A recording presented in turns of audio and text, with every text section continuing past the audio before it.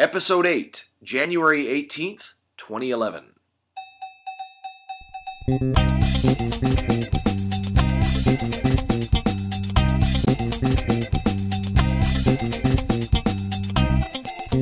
Howard and Kevin opened your mail.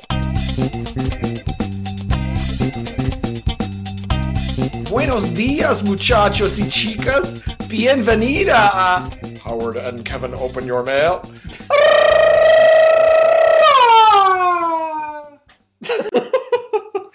How was that? That's great. That's great. It was both offensive and wildly inaccurate to anything that anyone who speaks Spanish ever says anymore. I wasn't offensive. I was trying to say, welcome to all our Spanish-speaking listeners. No, it was lovely. It was very welcoming. I feel like I'm in Mexico City enjoying I don't know, pina colada by the pool. Yes, They a drink that down there? margarita. Yeah, margarita, exactly. I figure if we don't have a lot of Spanish-speaking listeners, Now we're going to have maybe we could get some. Yeah, now it's going to be, our Spanish following is going to be huge. I know. We'll both have to take Spanish lessons to try to keep up with our with all the Spanish letters we're going to get. All of which will be complimentary, I'm certain. Of course. They'll be like, who is that Spanish guy you had at the start of your podcast? He was so good. Anyway. Hey, welcome to the Howard and Kevin Open Your Mail podcast. I'm Kevin. And I'm Howard. And Howard. Your Honor. What's going on? How are you? We're back with another one. Another episode. Oh, yeah. And happy to have all you folks out there listening. So thanks for tuning in once again. As I always say, check out our website, HowardandKevin.com. Follow us on Facebook. Like us on Facebook. Yeah, you don't get those confused. Follow us on Twitter. Yeah. You can follow us on Facebook, but that's just stalking. Yeah, that's confusing. Yeah. Social media inaccuracies. Yeah, don't get that wrong. So follow us on Twitter. Yep. Like us on Facebook. Yep. And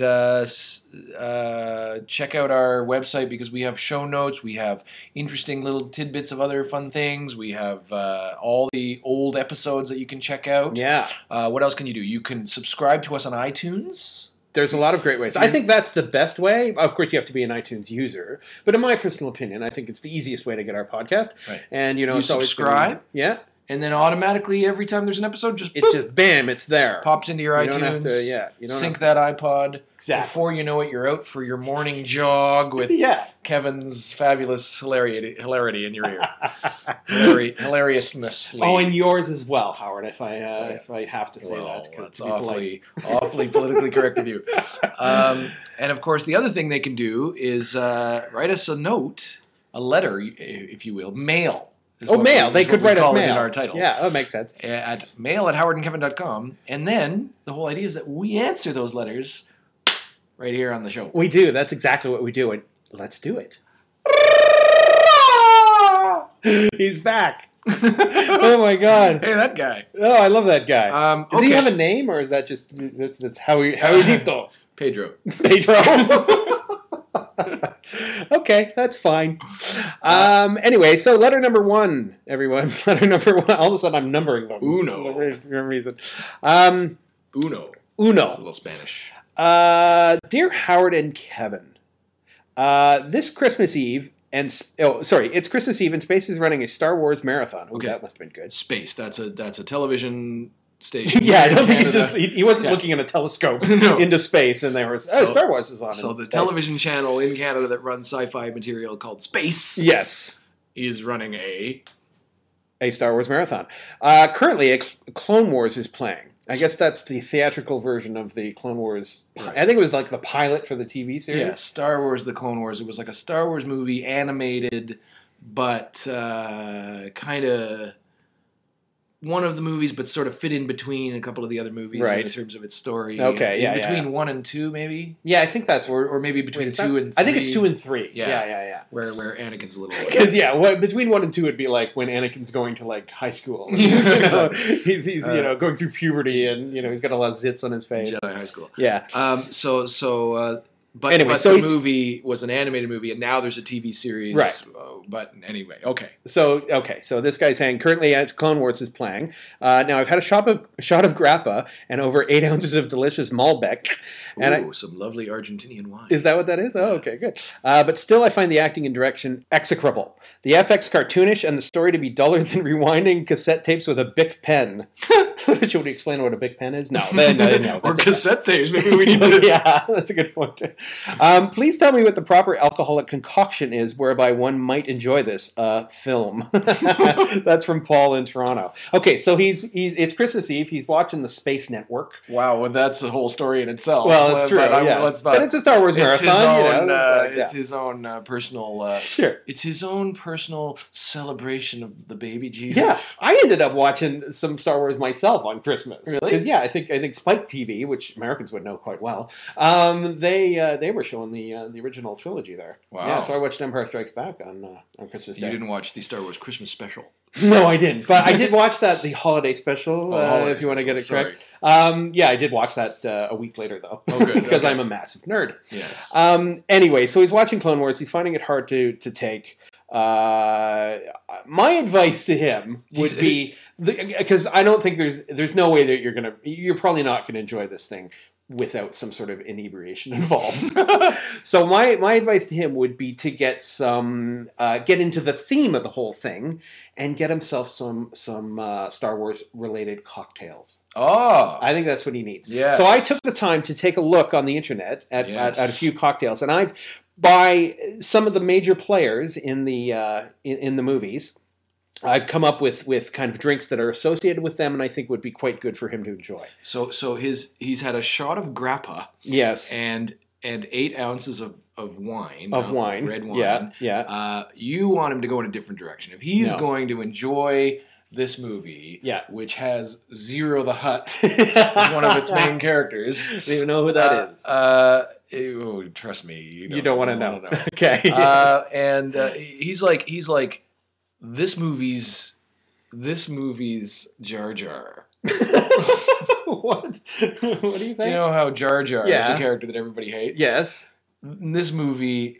Zero was the Jar Jar of that movie? I see. So Jar Jar doesn't appear in this? No, he may or he may not. But he's even made worse. Yes. Okay. But anyway, he's upped in the movie by this guy. So instead of these things that... I think he's chosen... Yeah, he's pretty boring, his grappa and his Malbec. All right, so what do you got for him? Well, I think in what I've done here is I've taken the characters and come up with a drink that I think would be associated with them quite well. Ooh. And so for Darth Vader, I think there's a drink called the Choking Hazard, which is what Darth Vader is. He is a choking hazard. You do something wrong, and he's going to get you. That's true. He just puts those little fingers out, and then you're just choking.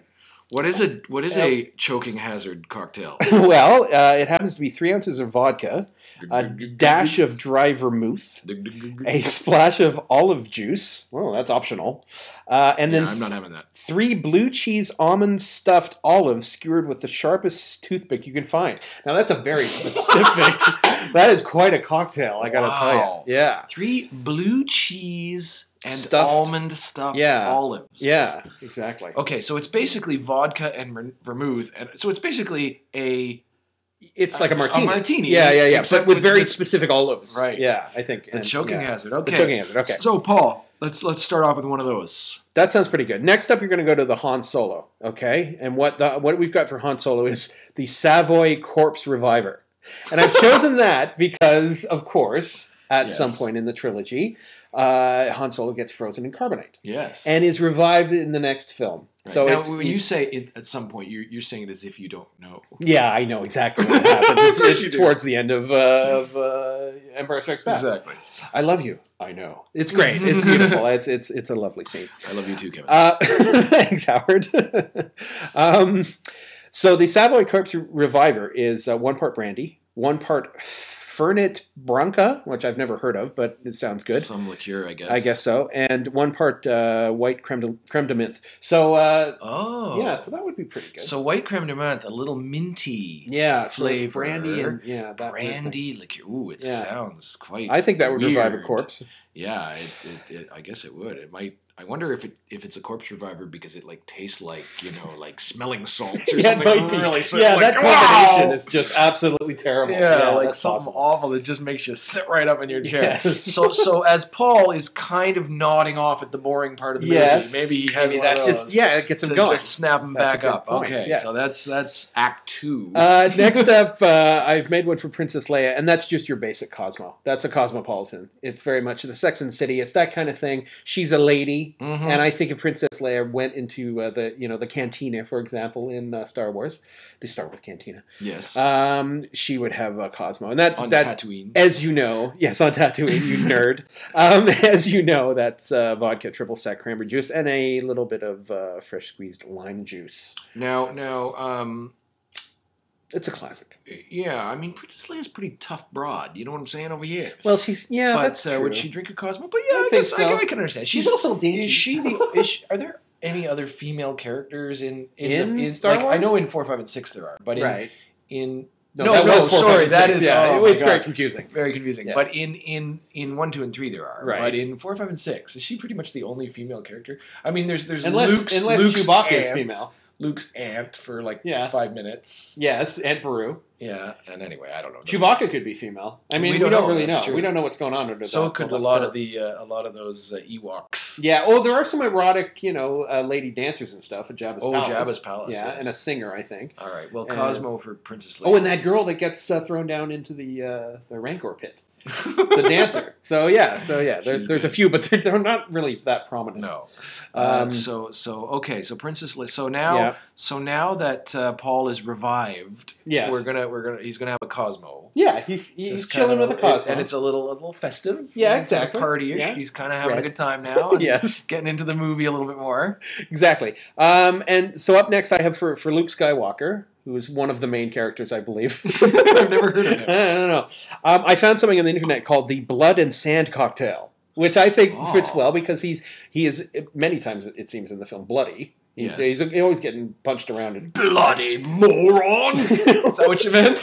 No, I didn't mean that at all. Bloody jerk! Okay, no, you mean actual blood. Yeah, exactly. Okay. And covered in sand. Occasionally, especially when he's getting attacked by sand people. And yeah, whenever he's on Tatooine. Exactly. It's all sandy. So that blood and sand cocktail is Scotch, sweet vermouth, orange juice. What a combo! Scotch and sweet vermouth. Hold on. Scotch, sweet vermouth, orange juice, and sherry flavored brandy. Oh my! Wow, that is something else. That. Okay, in a way, the order of your drinks is not bad because this is kind of a sweet, desserty kind of one. True. Yeah, it is. So there you go, Paul. That's next on your list. I hope you have a pause button on your thing there so you can stop and mix up these cocktails.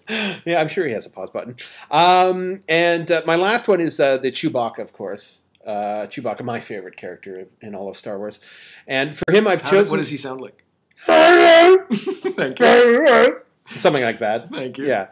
And for him, I've chosen something called Jungle Juice. Oh. Which makes sense because he's from a jungle planet. He's from Kashyyyk. It's a very jungly kind of... What's it called? Kashyyyk. Oh. And he... I wore a Kashyyyk on my head all through first year university, but then the fad wore off. So this is I think there's various versions of it. So Jungle Juice. Of Jungle Juice, yeah. So it's basically, it can be any of the following: Everclear, rum, gin, tequila, vodka, or whiskey, okay, mixed with orange, grapefruit, grape, apple, pineapple, or other juices. So It's basically like, get all the booze we have and put it in a gigantic, kind of like when you have a party and have like the juice bowl, what is it called, the punch bowl? Yeah. And just be nuts. Everclear particularly is. What is that? Just like that's like basically pure alcohol. I think so. It's like it's something you'd make in a still. And to me, a punch bowl seems way too fancy.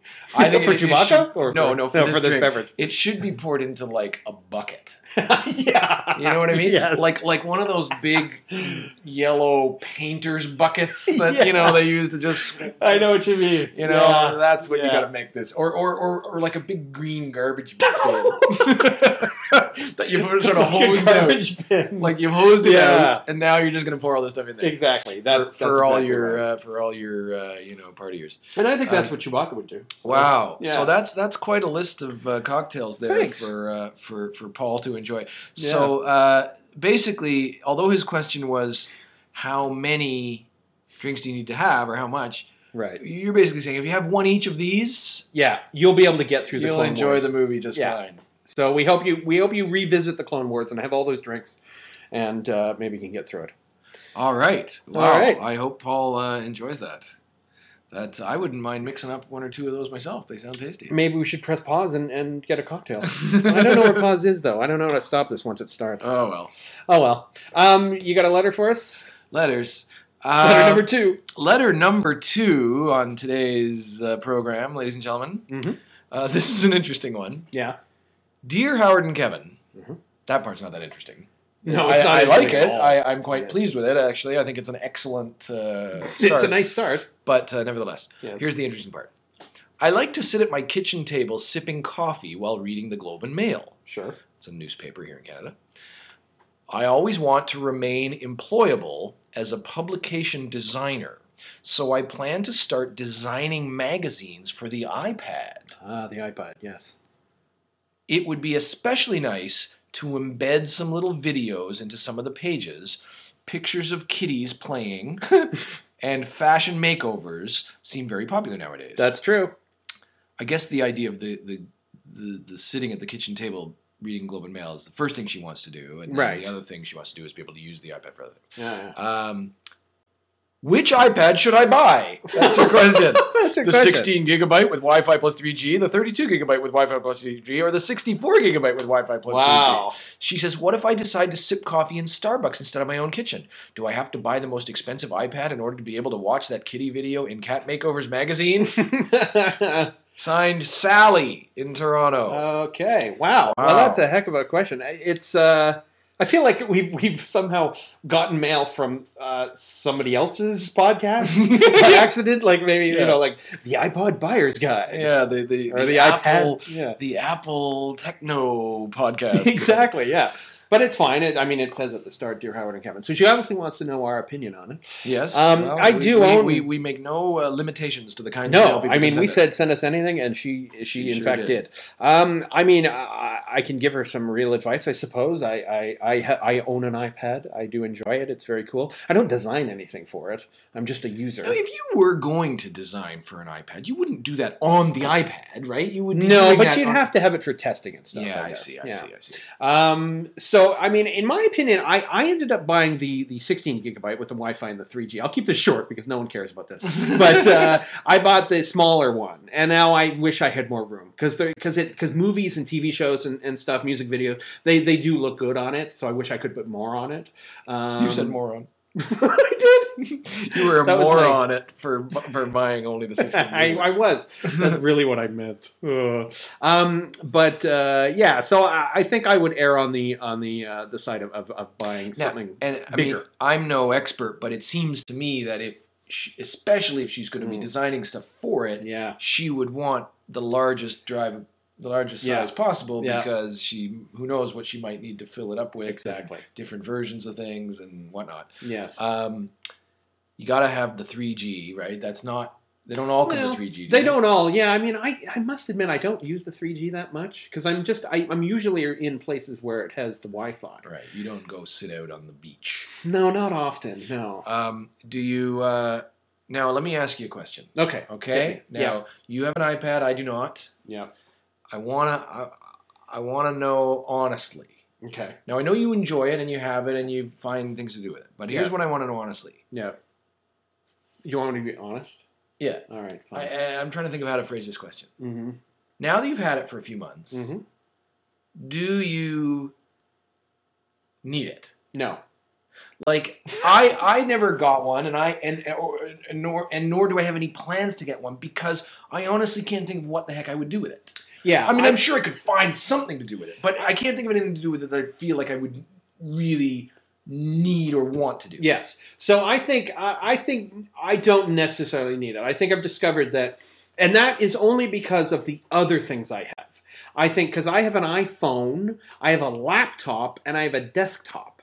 So in most situations, I'm covered in terms of computing. Now, if I didn't have an iPhone, I think I would use the iPad more because I have a tendency to use my laptop for work. I use my desktop for work at the desk. So when I'm sitting in front of the TV, I do need something to look up stuff on the internet because I constantly do that. Anytime I see something on TV that hey, what was that? I go past a documentary on the Civil War or something, and I'm like, hey, what's the Civil War? Let me look that up. So I'm constantly on Wikipedia. What is this bullshit Civil War? Yeah, what are they talking about? So I have a tendency to look up a lot of stuff when I'm sitting on the couch watching TV. So you use it for that. So I use it for that, but I find that oftentimes I'm just sitting there with my iPhone and doing that because it's the phone and it's everything else, right? So, it's a little smaller, of course, but I do find that I do use that in most situations. The iPad is just sitting there beside me. Now, Sally in her letter here talks about reading the Globe and Mail, so the newspaper. Yeah. Reading the news on your iPad. Yeah, so the thing is I don't think I'm getting the most out of it as I could be, but that's just me, right? That's just my lifestyle. If I was somebody who traveled a lot, I think I would use it for on the plane and stuff. Yeah. I think if I was somebody who read more books, I think I could read a lot of, and I do read some books on it, but not that much. I'm not a huge reader. That's why I'm semi-illiterate. I think other people would get more out of it, or people who are like huge gamers and stuff would be playing games on it and stuff. I like to read books, but I actually very much like having the actual book in my hand and on my shelf. I don't want to read a book on the iPad. But you're part of that generation. Reading an article, but I don't want to read a book. I like being able to turn the page. Yeah, I know, but you're all dying out though. You're kind of person that are eventually going to be dead and gone. I guess. And all the kids, they're not going to be reading books in paper. It's ridiculous. I don't know. We'll see. I'll meet you back here in 100 years, and we'll see.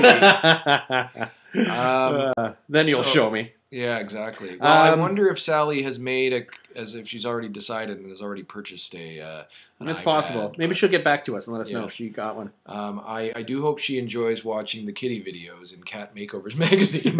Yeah, I do love kitty cat videos. They are fantastic. You see how she did that? She talked about pictures of kitties playing and fashion makeovers. Yeah. And then later she says, Cat Makeovers magazine. I know, it's funny. It's a very clever little callback word play. Yeah, it's nice. I wish I had read that on my iPad. I'm reading everything on my iPad right now. I'm recording this on my iPad right now. Well, thanks for the letter, Sally. Yeah, thanks, Sally. Hope you enjoy your new piece of technology. If there's a new one coming out in a few months. Just wait. Well, that's another good point. There's always a new one. Wait for number 2. With the camera and everything. Oh yeah, that's right. We are like Mac insiders or something like that. Let's change this podcast. Let's screw this whole answering mail thing. All right, let's go to another letter, shall we? Sure, hit me. This is kind of a quick one, but it's sort of funny. Okay. Dear Howard and Kevin, this was a letter that came immediately after we announced a couple of episodes ago that, hey, everybody, our new episode is out. So we sent out the little blurb to everyone, the email and everything else. So we got this reply right away. Dear Howard and Kevin, yes, I'm going to pour some scotch now and warm up to the warm, soothing sounds of Howard and Kevin. Have a great holiday, Howard. Keith in Toronto. So I thought hold on a second. I like this one. Yeah, you like this one. Hold on a second here. That closing statement there. Have a great holiday, Howard. Yeah. Do you see anything that's left out of that? Nope. To me, Keith in Toronto has pretty much got it figured out. He knows that although the warm, soothing sounds of Howard and Kevin are a part of it, really it's all Howard. He knows that you are like my puppet. That I'm pulling all your strings and, mouthing words for you to say. I don't think it's one of those string puppets. I think I'm sitting on your lap. Like a what's that called? Like a ventriloquist dummy. dummy. Ventriloquist dummy, yeah. Yeah, that fits. Maybe that's what he figures is happening here. But that's pretty funny. Hey, have a great holiday, Howard. Maybe it means the collective Howard. The Royal Howard. So now you and I as a team are being just referred to as Howard. I think so. I think we should change our podcast to Howard Opens Your Mail. I'm not going to be offended. I think, Keith was just, no, I am going to be offended. What is he talking about? How dare you, Keith? How dare you? I'm half of this podcast. It sounds like, I think he knows you're part of the podcast. He just doesn't want you to have a great holiday. Oh, that's what it was. Maybe he just doesn't like me. That's fine. He wants me to have a great holiday. Yes. You, whatever. He's indifferent over whether or not I have a great holiday. Yeah, it's your problem. Figure out your own holiday, you jerk. Maybe he sent a separate message that was just to me. Oh, maybe. And he said, maybe he was like he wants to wish you a great holiday, and he wants to wish me a happy New Year or something. Maybe Separate, that's still to come. Yeah, maybe. Anyway, until then, Keith. All right, Keith in Toronto. The point is, thank you for listening. And if you don't, thanks a lot. And if you don't enjoy the scotch with our show, we do have lots of Star Wars cocktails. Yeah, that's right. Just go back like 15 minutes of the podcast and listen to that again. Exactly. Yeah. Okay. Well, that was a good one. Keith, thank you for your letter. We have. You want to go another letter, or you want to? Yeah, let's just. Should we just go quickly here? Yeah, this one will be quick. Dear Howard and Kevin, am I too old to drink Kool-Aid? I'm 42. Just wondering. That's Alan in Syracuse, New York. It's an interesting question. He is 42, and yet I think he wants to drink the Kool-Aid. Literally. Literally, not the expression. No, I hate that expression. It's incorrect. That Yeah, it doesn't even make sense. So let's not go there. Yeah, okay. So he's basically wondering, is he too old to drink Kool-Aid? This is a pretty straightforward question. So what's your gut instinct answer? At 42, you probably should be drinking other things. Because Kool-Aid, I mean, it is, it's delicious. Is it, though? Well, probably not. But the thing is Kool-Aid is just a big, pitcher full of sugar. Yeah. And at 42, you should probably not be drinking that. That's not good for you. Yeah. And I'm a terrible, awful hypocrite because I drink sugary drinks all the time. I'm trying to cut down, but it's not easy, of course. And I'm the kind of person who doesn't drink a lot of drinks because I don't drink alcohol. I don't drink carbonated beverages because I'm a freak. So there's a lot of stuff I can't drink. So I end up, if I go out to a bar or something, there's nothing I can have except maybe a sugary iced tea or something like that, or water. You know what I mean? And there's nothing, you can't really, Yeah, you are a hard guy to take out. You don't end up being very cool. I remember one time you and I were in a bar and and I said to the guy, I'll have, a pint of some beer that they had, on the thing there. Yeah. And then you said to the guy, do you have cranberry juice? And he said, we have beer. Yeah. So I was kind of like, oh, tough room. Yeah. What about milk? Do you have any milk? Could you make me something You should have asked for one of those. How about a hot chocolate? Do you have a Savoy Corpse Reviver? Yeah. Can I get one of those? Well, I mean, in the end, that's what I end up having to drink when I did drink, which I don't generally anymore because of my wicked alcoholism. I'm just kidding. That's not true. It's not wicked. It's just but when I so yeah, it's perfectly fine alcoholism.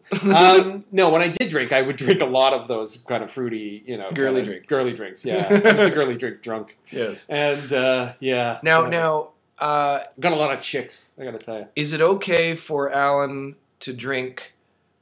If we're sort of saying maybe, see, I personally don't think Kool-Aid is just very good. I just think it's not very flavorful, and it's just it's bad. kind of weak. Of course, it's not that good. If you're going to compare it to other really sophisticated beverages, but if you're having a beverage that costs 8 cents, well, that is the key. And you have with hot dogs when you're 12, it's fine. See, I would rather steer them towards freshly squeezed lemonade. Oh my god!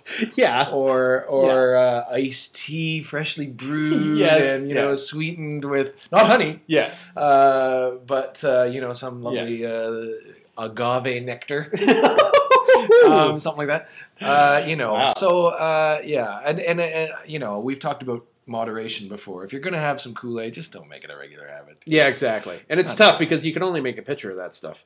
Once you start, I mean, that pitcher, you got to drink that whole pitcher. But you made a point earlier that it's really, really cheap. And I think that was the whole advertising thing when it first. Oh, I think so. The whole point is that parents can make a whole pitcher for nothing. Yeah. And the whole neighborhood of kids will love can drink it. It's just a big, glass of sugar. I'll tell you one thing I do like about it, though. I like when you yell, "Hey, Kool-Aid!" Oh, and that Kool-Aid man the big guy shows up. He comes through the crashes literally right through your door. Yeah, I know. He does. Kool-Aid's here, bringing you fun. Kool-Aid's got thirst on the run, got a big, wide, happy ear-to-ear Kool-Aid smile. How do you remember that ad? I don't know. Wow. Kool-Aid, man. The guy literally crashed through the wall of my house, Kevin. Yeah, you think I would forget the song he sang? Yeah, sorry. Made the shape of his whole body in my wall. He was great.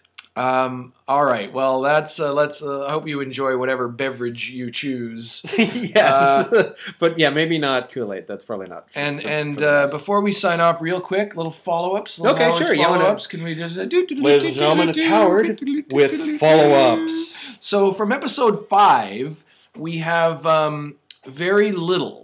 So there's not that much to follow up. I'm proud to say that Kevin and I didn't really make very many mistakes. Well, for once. But I have a couple of things to follow up. And in both cases, these are letters that came back to us in response to episode 5. Okay. And in response to the same letter. So you remember the letter in episode 5 where Robin from Toronto wrote about all the clutter of stuff she had. Oh, yeah, all the stuff in your dining room. And we gave her some suggestion. Yeah. And so she wrote back, thanks, dear Howard and Kevin, thanks for the advice in the dining room. You did give me an excellent idea. I think Kevin's figurines, because we were talking about your action figure collection of Star Wars. I remember. And how you had said that some people call them figurines. Yeah. So she says, I think Kevin's figurines would look awesome, adorned with my 65 pairs of circa 1955 clip-on earrings. Right. Imagine a little Han Solo action figure, never taken out of the package. With clip-on earrings. 2 clip-on earrings on the side. Yeah. They are vintage and sparkly, she says. Perfect for dressing up your collection this holiday season. Let me know where to send them. Thanks, Robin from Toronto. All right, we'll get back to you, Robin. And I'll email you my address, because I definitely want those earrings. Yeah, that'll help declutter her dining room and help fix up your collection. So it's circa 1955. You know what, Robin? Actually, do send those to me, because I could probably sell those on eBay for quite a profit. I'm thinking they're vintage. Yes, and one of the things on Robin's list that she had listed of all the things in her dining room was a chomper head. Oh, yeah. And we didn't know what that was, remember? So we got a letter from Henry in Toronto, age 10, who helped us out here. Okay. And Henry says, a chomper is a plant from the game Plants vs. Zombies. Oh, yeah. I've seen that. That's on the iPhone. It's a game on the iPhone. Oh, and I think it's also on other systems. Okay, so there you go. So Henry's he's enjoying the game Plants vs. Zombies. I wonder which side he's on. I hope it's the plants. Yeah, I think you're always the plants. He says the chomper eats zombies, earning the name chomper. Oh, makes sense. And he sent us a little picture of the chomper. Wow. Can we show that picture? No. Yeah, show it right now. Ready? Everybody look. Okay, it's gone. And so, all right, that helps us out, Henry. Thank you. Yeah, thanks, Henry. I still don't really get the game, but I'll look it up and learn more about it. And I'll tell you about it later. Okay. So there you go. A little following up from the dining room issues. Right. Oh, and I guess folks, that's it for today. So thank you once again for tuning in. Yeah, thanks for tuning in. And as always, check out our website. HowardandKevin.com. We have archives of all of our other episodes. We have show notes, other fun little things here and there. Follow us on Twitter. Right. Like us on Facebook. Yes. And I don't know. We'll go. Keep listening. That'd probably be good for now. Yes. And and thanks for listening today, folks. And don't forget, on HowardandKevin.com, you too can send us a letter, which we might just read and answer on. Howard and Kevin open your mail.